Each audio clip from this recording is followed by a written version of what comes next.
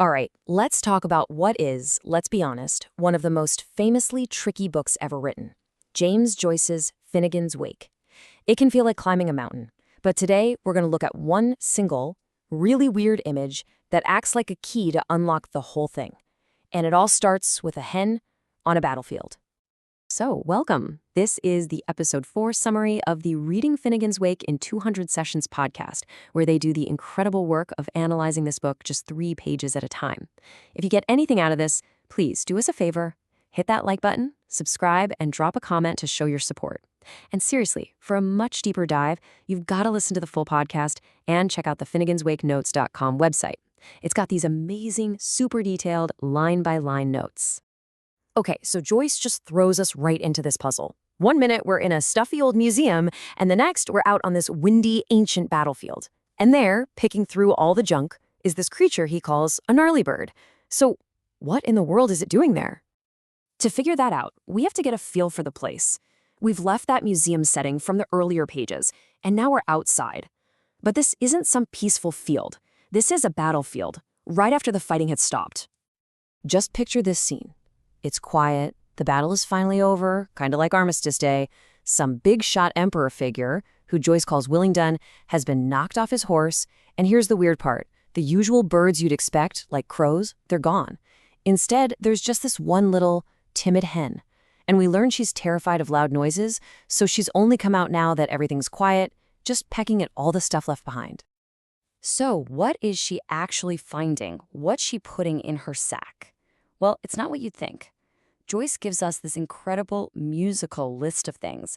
Night garters, shoes, little knickknacks, scraps of food, even the sound of bells. It's just this jumble of what seems like total junk, right? The leftovers of who knows how many lives. And here's the big reveal. The hen isn't just collecting trash. She is gathering what the book calls the litter of the past. Every single thing in her sack is a tiny piece of a story, a fragment of history. She's kind of like the great collector of our collective human mess, gathering up these historic presents to give to the future. And this is just classic Joyce. The book describes what she's doing as bootyful. You see what he did there? It's 2 words smashed into one. On the one hand, what she's doing, preserving the past, is beautiful. But on the other hand, all this stuff is loot, stolen from the dead. So her sack is literally full of booty. He crams both meanings into one perfect word. But this idea gets so much bigger. The hen and everything in her sack, that's not just some strange image. No way.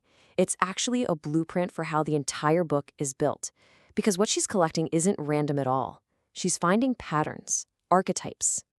See, the book tells us there are 4 things that shall never fail. And these 4 weird symbols are stand-ins for the main family in Finnegans Wake. So first up, the swelled head of an alderman, that's the father figure HCE. Then we have a shoe on a poor old woman, that's the mother, Anna Livia Plurabelle, or ALP. The third is a maid to be deserted, who is their daughter Issy. And finally, you've got pens and post, that's their 2 sons, Shem the writer and Sean the mailman. These are the patterns that pop up again and again in the mess of history. And then Joyce shows us how these exact family patterns keep repeating throughout actual history. He gives us what he calls a blue book of history, basically a list of historical records that echo these 4 same characters. Just check this out. In the year 1132, you have men crawling all over a giant fish. That's the dad, HC. Wind back to 566, and you've got an old woman looking into a basket of shoes. That's the mom, ALP. In that same year, a young woman is attacked by an ogre. There's the daughter, Issy. And then back in 1132 again, 2 sons are born. One becomes a writer, one a soldier. That's Shem and Sean. It's the same family drama, just playing out over and over across the centuries. But wait a minute, what about that huge gap in the middle? That long, long silence? Well, Joyce gives us a few perfectly mysterious, very Joyce-like reasons for that. He says, the poor guy who was writing all this down probably got scared and ran off. Why? Well, maybe there was a flood, or an elk attacked him, or maybe a huge clap of thunder. Or, maybe it was just a knock on the door that was scary enough to stop history from being written. So after all this chaotic, looping, broken history, Joyce suddenly just shifts gears completely. He pulls the camera way back from all the battles and the family fights and gives us this moment of pure, quiet poetry. He quotes a real historian who wrote about how everything human, our languages, our empires, our words, it all rises and falls. But nature sticks around, fresh and charming, as unchanging and as sweetly scented as on the far-off day of the first battles, wildflowers grow still on the arenas of war. It's just this beautiful, peaceful moment in a book that is otherwise so full of noise. When you put it all together, this whole section is basically a user's manual for the entire book. Finnegans Wake is what Joyce calls a rubulus rebus, a big, wobbly, fabulous puzzle made of symbols. So that hen and her sack and those historical records, they don't just tell us a story, they're teaching us how to read this incredible book. Look, we have barely even scratched the surface here. We haven't even talked about this sleeping giant whose body literally makes up the landscape of Dublin, or how these bloody wars and family fights keep echoing each other. And what about the most important thing the hen finds?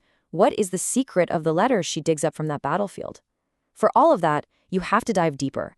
Go listen to the Reading Finnegans Wake podcast and explore all the incredible stuff over at finneganswakenotes.com. Thanks so much for joining me.